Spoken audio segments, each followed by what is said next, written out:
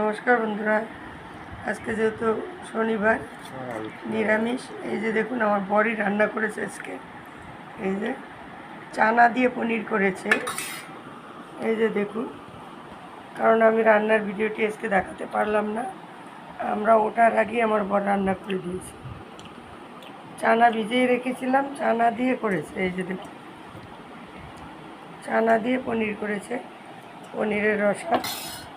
এই যে ছেলে খেতে বসে গেছে। কিন্তু পনিরের কালারটাও খুব সুন্দর করেছে, কারণ শুক্রবার আর শনিবারে আমাদের নিরামিষ হয়। শুক্রবার অনুকূল ঠাকুরে, আর শনিবারে এমনি নিরামিষ হয়, সপ্তাহে 2 দিন। তো আমি ওঠার আগেই করে দিয়েছি। তো পনির তো মাঝে মধ্যেই হয়, এক এক দিন এক এক রকম, এক একভাবে। আজকে চানা দিয়ে হয়েছে। এই যে ভাত রান্না করেছে আর পনিরের